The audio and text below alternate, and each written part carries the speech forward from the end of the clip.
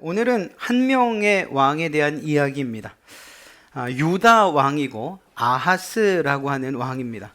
그의 아버지는 요담이었고 그의 아들은 우리가 정말 잘 아는 위대한 종교개혁가 바로 히스기야입니다. 요담도 꽤 괜찮은 왕이었죠. 하나님께서 인정하신, 물론 산당을 제거하지 않아서 그 부분이 조금 부족하긴 했지만 그러나 굉장히 하나님께 칭찬을 받았던 그런 왕입니다. 히스기야는 말할 것 없지요. 그런데 그 사이에 이 아하스라고 하는 왕, 아버지의 신앙을 따라서 또 그 신앙이 잘 유지돼서 아들에게 이어졌으면 얼마나 좋겠습니까만, 놀랍게도 이 아하스 왕은 전혀 다른 평가, 유다 왕 가운데에서 가장 최악의 왕으로 이름을 남깁니다. 불명예스러운 일이죠. 성경은 이 아하스 왕이 하나님 보시기에 정직히 행하지 않았다라고 기록하고 있습니다. 뿐만 아니라 최악의 평가를 받는데 그 평가의 내용이 무엇인가 하면 바로 이것입니다. 유다 왕이었음에도 불구하고 이스라엘 여러 왕의 길을 행하였다, 이렇게 기록하고 있습니다. 여러분, 이게 무슨 말인지 아시죠? 이스라엘의 왕들은 대부분이 하나님을 거역하고 불순종하고 이방신들을 섬기고, 그래서 하나님과는 정반대되는 그러한 길로 갔던 사람들입니다. 그것에 비해서 이 유다 왕조는 다윗의 왕조로서 그래도 하나님의 뜻에 순종해서 살려고 했고, 또 하나님께서 약속해 주신 그러한 왕조였죠. 그런데 그 왕조에서 다윗의 길을 따라가는 것이 아니라 이스라엘의 길을 따라가는, 이스라엘 왕들의 그 범죄한 길들을 따라가는 왕이 나온 거예요. 그리고 그것이 성경에 공공연하게 기록되어 있는 거죠. 우리가 읽진 않았습니다만 2절 말씀을 보면, 16장 2절 말씀을 보면 이렇게 기록하고 있습니다.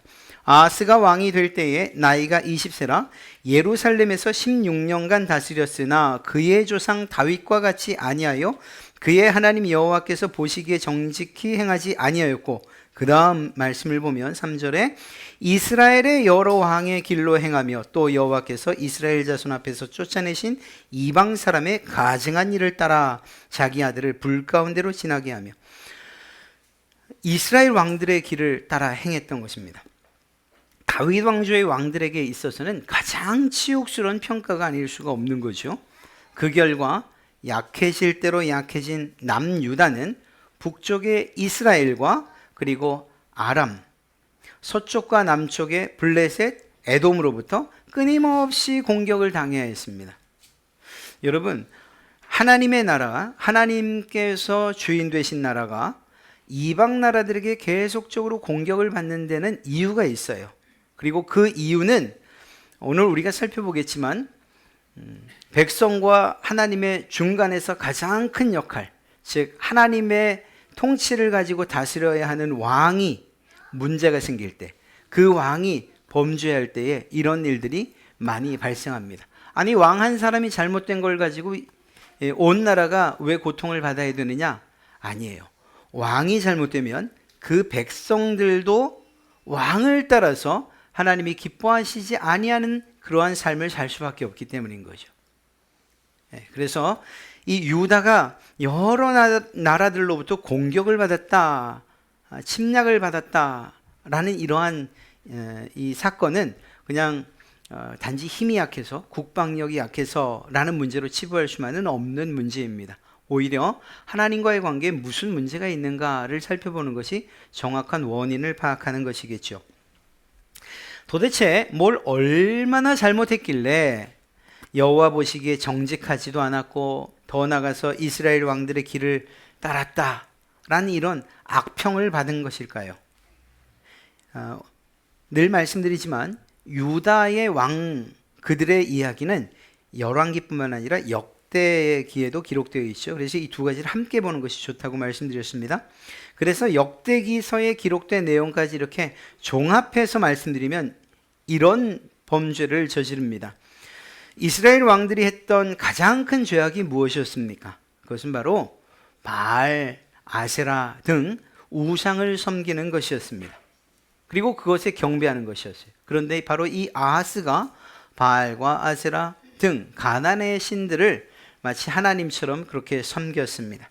또 하나님께서 쫓아내신 이방 사람의 가증한 일, 그리고 그것이 무엇인가를 콕 집어서 이야기하는데 바로 자기 아들들을 불태워서 제물로 드린 일이에요. 아니, 하나님을 믿는 왕이, 하나님의 통치를 대신하여야 하는 왕이 하나님께서 철저하게 금하시고, 그리고 하나님께서 그렇게 가증스러워 하시는 그 일, 흰놈의 골짜기에서 자기의 자녀들을, 자기의 아들들을 제물로 바치는 이런 일을 할 수가 있습니까? 뿐만 아니라 자신이 직접 산당과 또 작은 산 위, 그리고 모든 푸른 나무 아래에서 제물을 잡아 이방신에게 제사를 드리며 분향합니다. 그러니까 하나님께서 금하신 것들만 골라가면서 하고 있는 모습들을 보게 됩니다. 그러다 보니 그가 비록 다윗 가문의 사람이었지만 다윗의 길도 따라가지 않았고 아버지 요담의 길도 따라가지 않았던 거죠. 하나님께서 이스라엘에게 가나안 땅을 주신 이유가 무엇일까요? 그것은 가나안 땅에서 행해지던 그 가증한 일들, 또 이방 신들을 섬기던 그 일들을 이스라엘 백성들로 하여금 심판하는 것과 동시에, 그리고 또 온전한 하나님의 나라로 이루시고자 함이었습니다. 그러니까 이 유다 왕 아하스는 바로 그런 일들을 해야만 했던 사람이에요. 그런데 오히려 이방신들과 우상신들을 섬기는 일에 앞장서고 있으니까 이거 참 비극적인 운명을 스스로 자초한 것이라고 이야기할 수밖에 없는 거죠. 또한 이 아하스 왕은 예루살렘 성전, 하나님께 예배하는 성전이 있었음에도 불구하고 하나님께 예배하는 것보다는 말씀드린 것처럼 산당이나 산 꼭대기나 혹은 푸른 나무 아래에서 이방신들에게 분향하고 제사를 했던 거예요. 하나님과는 전혀, 하나님의 뜻과는 전혀 다른 삶을 살았던 거죠. 그러니까 하나님께서 그 나라를 심판하실 수밖에 없었던 거예요. 그래서 북이스라엘이나 아람 혹은 또 블레셋, 에돔의 공격을 받을 수밖에 없었던 거죠. 사실 이 정도만으로도 야, 정말 어쩜 저럴까? 충분히 악하다. 이렇게 이야기할 만한데 이건 아무것도 아닙니다. 우리의 상상을 뛰어넘는 역사상 최고의 빌런의 삶을 삽니다. 아주 어쩌면 이럴 수 있을까 싶을 정도예요. 앞서 말씀드린 이런 죄악들로 인해서 나라가 힘든 지경에 이르렀다고 말씀드렸죠. 오늘 우리가 읽진 않았습니다만 16장 5절과 6절의 말씀을 보면 이렇게 기록하고 있습니다.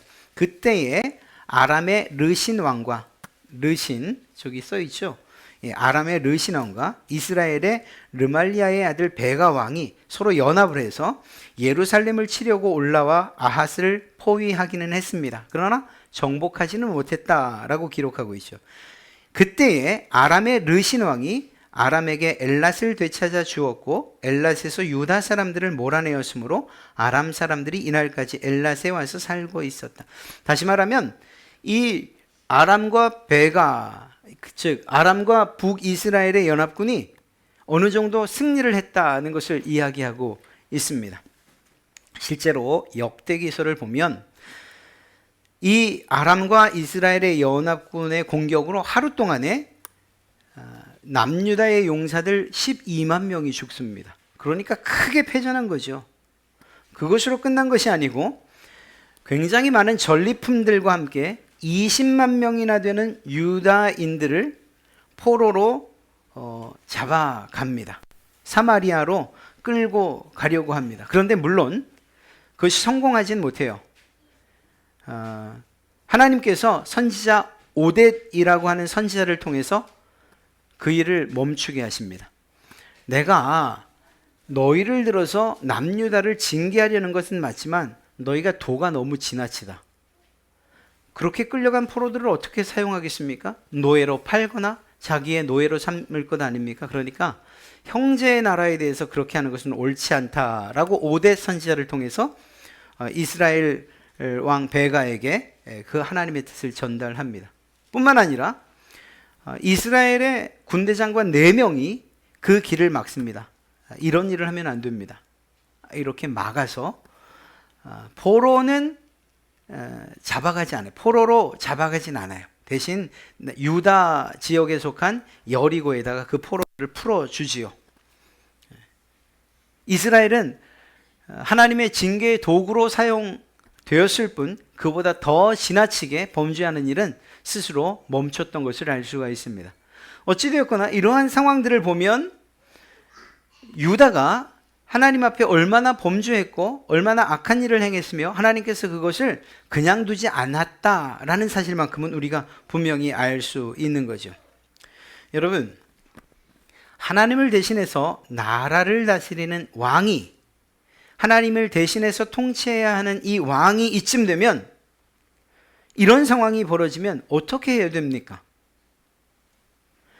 그냥 자신의 범죄로 인해서 이렇게 나라가 풍비박산났다면 그가 해야 될 유일한 일이 무엇이겠습니까? 그건 다른 것 없어요. 하나님 나라였기 때문에, 하나님의 통치를 받는 나라였기 때문에 하나님께 나가는 것 외에는 다른 방법이었어요.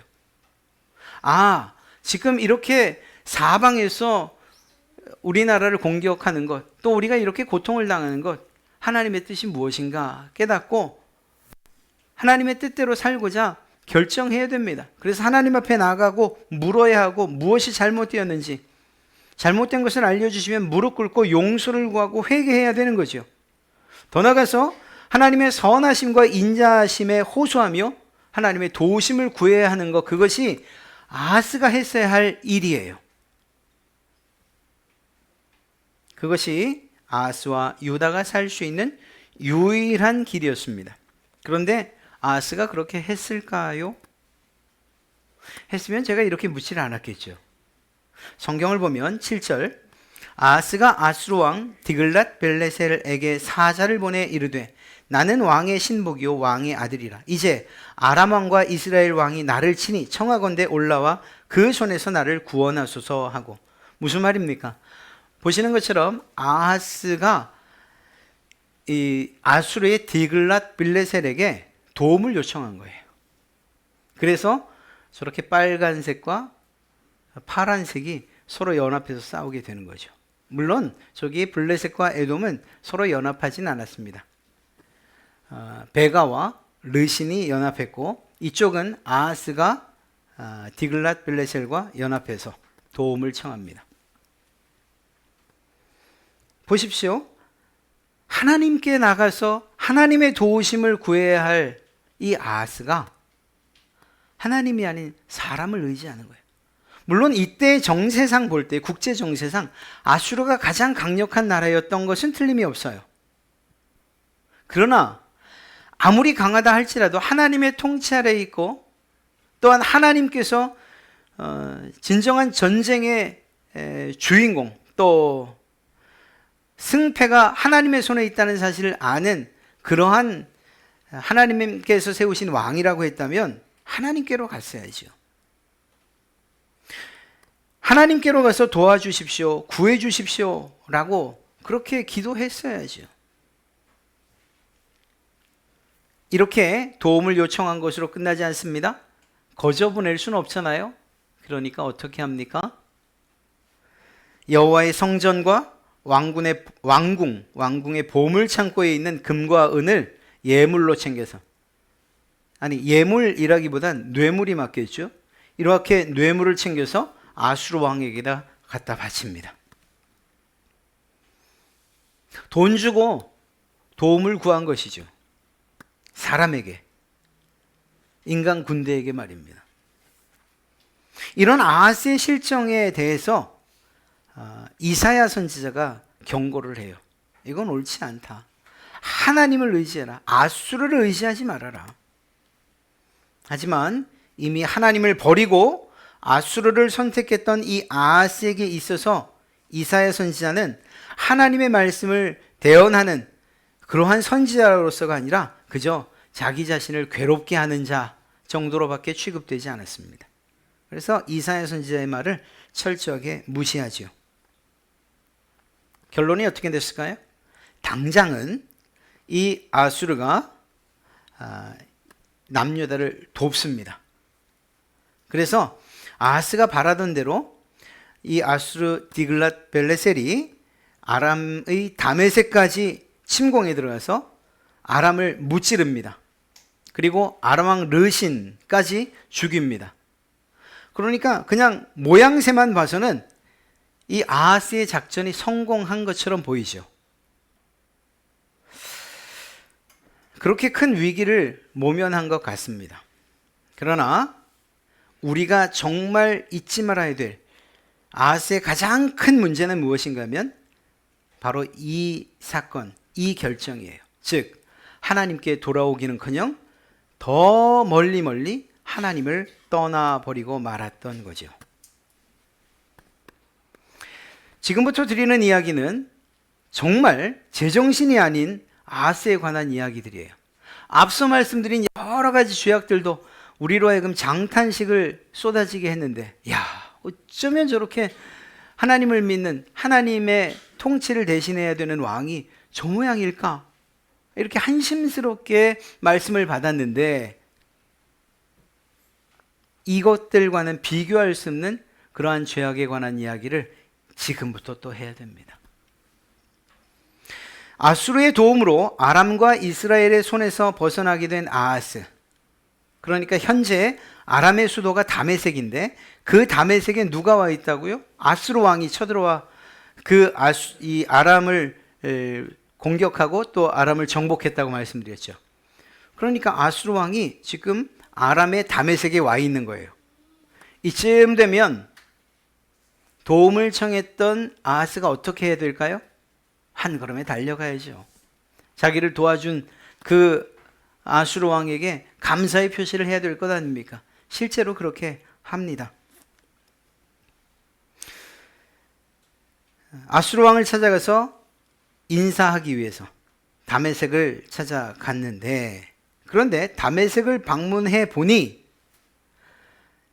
그곳에 이 아람 사람들이 섬기던 제단, 물론 이곳에는 약간의 그 견해가 있습니다. 아수르 왕이 자기의 신전 이 제단들을 늘 가지고 다니는데 그 가지고 다녔던 제단을 놓은 것이다 라고 말하기도 하고, 또 어떤 분들은 이것은 아람, 즉 다메섹의 제단이었다 이렇게 말하기도 합니다. 어찌되었거나 아수르가 가서 홀딱 반합니다. 뭐에 반하느냐? 그 이방신들에게 드리는 제단을 보니까 너무너무 멋진 거예요. 돌아보니 이스라엘에 있는 제단 뭐죠? 놋제단이에요. 놋제단. 정말 보잘것없는 놋으로 만든 제단이에요. 그것을 비교하는 순간, 이야, 우리나라에도 저런 제단이 있으면 얼마나 좋을까? 이런 생각을 했고, 그저 생각에만 멈춘 것이 아니라 그 제단의 모양을 그대로 그리고 또 설계도를 만들어서 그것을 자기 나라에 있는 대제사장 우리아에게 보냅니다. 제단의 모양, 그것이 정말 마음에 들었나 봐요. 대제사장 우리아가 그러한 제단의 설계도를 받아들였을 때 했어야 되는 그러한 반응은 어떤 것일까요? 왕이시여, 말도 안 되는 소리 하지 마십시오. 하나님께 예배하는 제단이 이렇게 있고 하나님께서 만들게 하신 양식대로 만든 제단, 그리고 그곳에서 하나님께 예배하는 것이 옳은데 무슨 이방신들에게 섬기는, 이방신을 섬기는 그 제단을 이곳에 둔단 말이에요. 이렇게 해야 되지 않습니까? 아무 말 하지 않아요. 오히려 적극적으로 아하스 왕이 다메섹에서 돌아오기 전에 빨리 만들어라.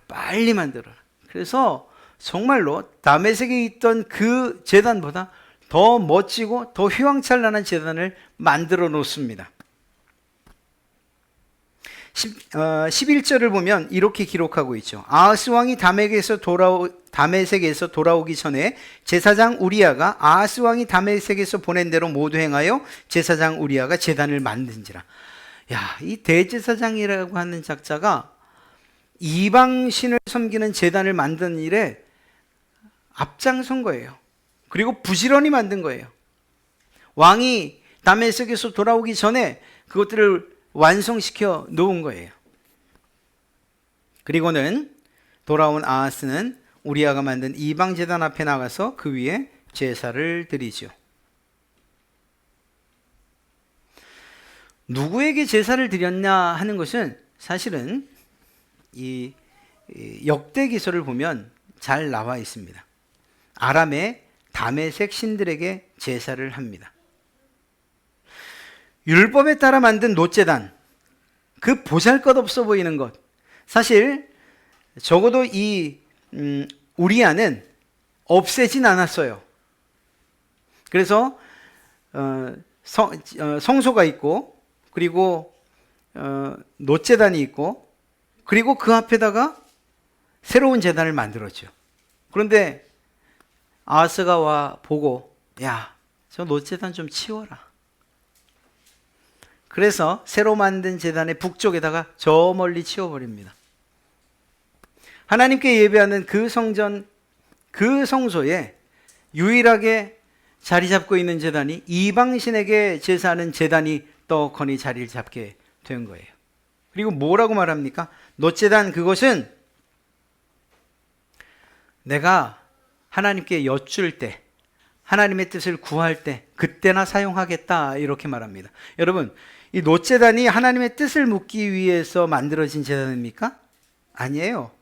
그것은 대제사장의 우림과 둠밈, 그 흉패의 우림과 둠밈을 통해서 하나님의 뜻을 묻기도 하고 뜻을 듣기도 하는 거죠. 이 놋제단은 죄를 사하는 것이었어요. 죄를 사하는 목적으로 만들어진 것이 이 제단이었어요. 그런데 그 목적과 상관없이, 하나님의 뜻과 상관없이 내가 하나님의 뜻을 물을 때나 사용하겠다. 그러니 저리 치워버려라, 이렇게 이야기를 한 것입니다. 아하스가 지금 얼마나 큰 잘못을 범하고 있는지 여러분들도 아시겠죠. 하나님을 예배해야 되는 그 성전에 이방신을 위한 제단을 만든 것으로도 모자라 있던 하나님께 드리는 제단마저 치워버리고, 그것은 그것이 세워진 목적과는 상관없이 자신의 개인적인 용도로 하나님의 뜻을 묻는 데나 사용하겠다라고 이야기하고 있는 거예요.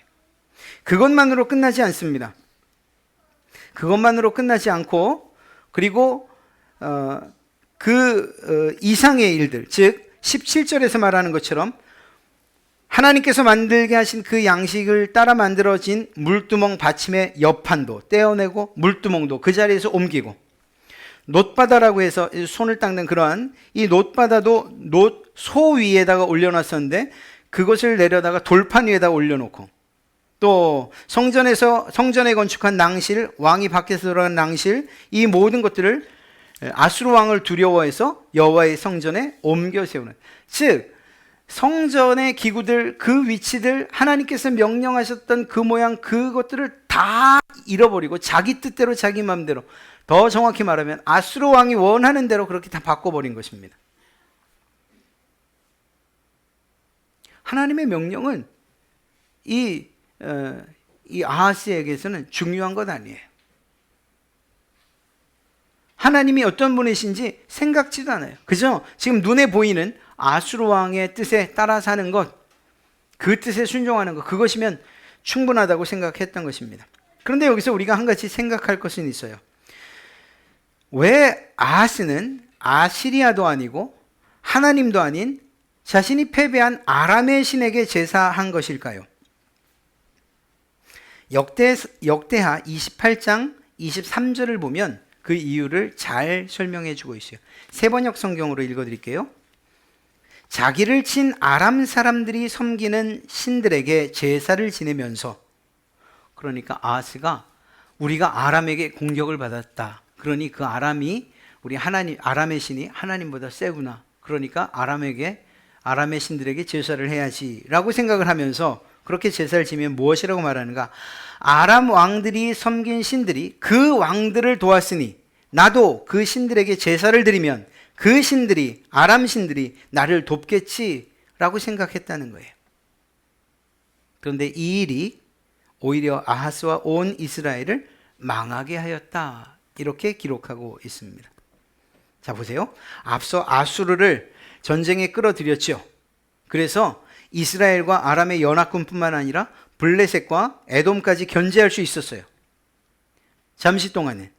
이건 절반의 성공이라고 말할 수 있어요. 그런데 이 아수르의 디글랏 빌레셀은 단순하게 유다의 요청, 유다의 보호를 위해서 이 자리에 온 게 아니에요. 사실 그것에는 관심조차 없었어요.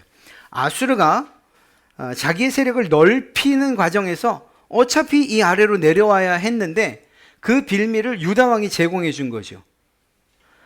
유다 왕이 요청하지 않았으면 힘과 그리고 그 명분을 가졌어야 했는데 그 명분이 사실 없잖아요. 그런데 그 명분을 유다 왕이 제공해 준 거예요. 그래서 자신들의 가지고 있는 그 힘과 그리고 그 군사력을 이 남쪽, 즉 에돔, 아람, 그리고 이스라엘, 그리고 남유다를 정복하는 데에 그 유다 왕의 부름, 그 요청을 명분으로 사용하게 된 거죠. 그러니까 기분 좋게 내려온 거예요. 남유다만을 도우러 왔다면 그 전쟁을 이기고는 돌아갔어야 되는데 그렇지 않고 다메섹에 아예 주둔을 하지 않습니까? 군사적인 목적이 분명히 있었던 거죠. 그러다 보니 유다가, 이 남유다가 실제로 불러들인 그 아수르에 의해서 더 큰 고통을 받게 됩니다. 역대하 28장 20절부터 22절 말씀을 보면 이렇게 기록하고 있어요. 아수르 왕 디글랏 빌레셀이 그에게 이르렀으나, 유다 왕 이 아하스에게 이르렀으나 돕지 아니하고 오히려 그를 공격하였더라. 유다를 오히려 공격하는 그러한 자가 돼버리고 만 거예요. 유다 왕이 답답하죠. 아하스가 여호와의 전과 왕궁과 방백들의 집에서 재물을 가져다가 아수르 왕에게 주었으나 그에게 유익이 없었더라. 무슨 말입니까? 제발 우리 공격하지 마십시오. 우리를 좀 도와달라고 불렀는데 왜 그러십니까? 그래서 많은 금은들을 가져다가 바쳤지만 아무 소용이 없었다는 거예요. 아하스 왕이 공고할 때, 그래서 이런 국제적인 상황, 자신이 초래한 이 아수르 왕을 데려온 이 일 때문에 곤고한 상황, 난처한 상황을 만나요. 그러면 어떻게 해야 돼요? 결론이지만, 오늘 말씀의 결론이지만, 그러면 늦었다 생각할 때가 가장 빠른 것이라 여기고 하나님께로 가야 되는데, 성경은 이렇게 기록하고 있습니다. 이 아하스 왕이 곤고할 때에 더욱 여호와께 범죄하여.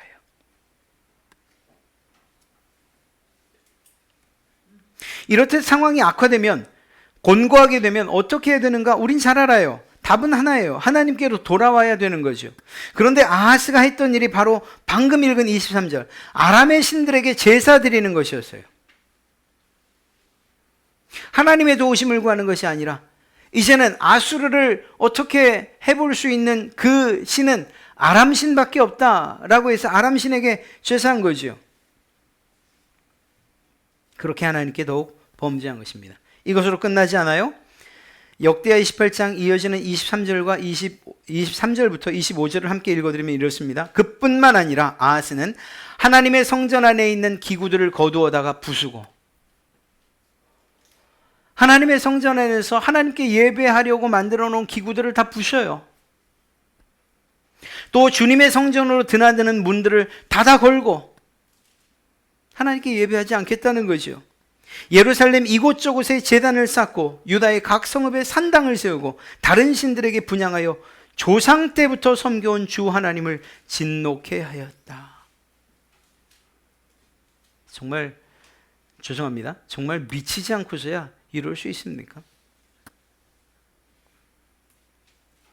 대부분은 힘들고 공고할 때, 그때만이라도 사실 하나님을 찾아요. 우리 성도들도 마찬가지 아닙니까? 제가 여러분들에게 굳이 새벽기도 나오세요, 금요기도에 나와 기도합시다, 이 얘기하지 않아도 힘들고 어렵다 생각되시면 그러면 여러분이 알아서 나오셔요. 대부분이 그래요. 그런데 아하스는 이런 힘들고 어려운 시기, 곤고한 때 더욱 하나님께 범죄하는 그 길을 선택합니다. 아하스가 위기를 만날 때마다 하나님께 돌아오는 것 말고는 다른 방법이 없음에도 불구하고 하나님께서 원하시는 그 길이 아닌 다른 길을 선택하더라는 거예요. 그것도 최악의 방법을 선택하죠. 사랑하는 성도 여러분, 오늘 말씀을 통해서 우리에게 주시는 교훈은 아주 명백해요. 아하스는 하나님을 믿고 의지하는 가운데 그분의 말씀으로 그 어려움을 대처하려고 하지 않아요. 그는 위기를 만났을 때에 인간의 지혜와 힘에 의지해서 문제를 해결하려고 해요. 아하스는 하나님 앞에 나가 죄를 회개하고 하나님의 긍휼을 구했어야 하는데, 하나님의 도우심을 구했어야 하는데, 오라고 하시는, 팔 벌려 기다리시는 그 하나님께로부터 오히려 등을 돌려 아수르의 왕을 찾아간 것입니다. 회개하지도 않고 하나님의 긍휼을 바라지도 않고 하나님의 도움의 손도 거절하죠. 처음부터 끝까지 사람을 의지해요. 제단을 만들 때도 보십시오. 눈에 보아서 좋은 제단을 만든 거죠. 눈에 볼 때 좋은 제단. 하나님께 예배하는 제단이 그렇게 초라해 보였나요? 그러나 그곳에서 하나님의 역사가 일어났고 죄사함의 은총이 베풀어졌음에도 불구하고 눈에 보이는 대로 너무나도 초라하고 이방신들의 제단에 비하면 아무것도 아닌 것처럼 여겨져서 보기 싫은 것처럼 여겨 저 멀리 치워버리고 휘황찬란한 그런 제단 하나 만들어 놓고 결국 하나님께 예배하는 것 아니라 이방신들에게 예배하는 그러한 범죄를 저지르고 만 것입니다. 모든 문제의 근원과 해결책은 하나님에게 있습니다. 우리는 그 사실을 믿습니다. 바라기는 우리가 그러한 일들을 만날 때, 물론 그런 지경까지 가지 말아야 하지만, 그러나 우리의 영혼과 우리의 이 심령이 정말 민감해서 우리에게 일어나는 사소한 그 일들 가운데서도 하나님의 뜻을 발견하고, 그리고 그 뜻이 분명하면 하나님께로 먼저 달려나올 수 있는, 비록 회개의 과정이 가슴 아프고 정말 힘들 수도 있지만 그럼에도 불구하고 하나님 앞에 나와서 그 문제를 해결하려는 그러한 여러분 되시기를 주님의 이름으로 축복합니다. 아하스가 그랬어야 돼요. 그런데 그러지 못했어요. 또 한 가지는 이 제단에 관한 이야기를 한번 해보려고 합니다. 저는 전혀 생각지 않았는데 오늘 찬양 오히려 그 가사에 제가 많은 은혜를 받았습니다. 가사 좀 한번 주시겠어요?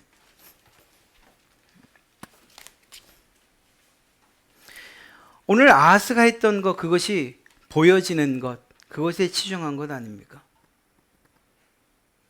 오늘 가사를 그대로 한번 읽어드릴게요. 보여지는 예배가 아닌 마음으로 드리는 예배, 노래하는 찬양보다 삶으로 고백되는 그러한 예배, 나를 위한 예배가 아닌 주님 뜻을 향한 예배, 이러한 마음으로 하나님 앞에 예배 드리는 그러한 우리가 되어야 하지 않겠냐는 거예요. 보여지는 제단에 온통 신경이 뺏겨버리니 하나님의 은혜가 베풀어지고 죄사함의 은총이 있는 그 놋제단은 헌신작처럼 내버리고 치워버리고 자기의 뜻대로 하나님의 뜻을 무시한 채 성전의 기구들을 부수고 또 옮기고 예배하러 오는 그 문들까지도 닫아버리는 이러한 오만방자한 일을 아하스가 범하고 말았던 것 아니겠습니까? 자기를 위한 예배를 드리려 하다 보니까 하나님 그분이 아니라 더 멋져 보이고 더 힘세 보이는 이방신들에게 예배했던 것 아닙니까? 오늘 이 말씀을 통해서 내가 드리는 예배가, 우리가 드리는 예배가 어떤 마음으로, 어떤 자세로 예배하는 것인가 하는 것들을 한번 되돌아 보았으면 좋겠습니다. 그리고 그 대답, 그리고 그 결론 삼아 오늘 이 찬양이 우리에게 잘 이야기해 주고 있습니다. 사랑하는 성도 여러분, 다른 사람들의 눈에 내 예배의 모습이 어떻게 보여질까? 그렇게 중요한 건 아닙니다.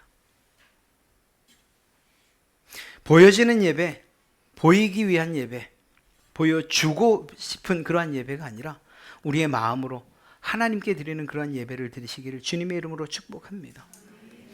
나를 위해서 드리는 내 만족을 위해서 드리는 예배, 또 누군가의 그러한 요청이나 혹은 눈길 때문에 미안한 마음으로 드리는, 어찌되었거나 나를 위한 그런 예배가 아니라 주님의 뜻에 합당한, 주님께서 기뻐하시는 그러한 예배를 드리시는 그러한 여러분 되시기를 다시 한번 주님의 이름으로 축복합니다.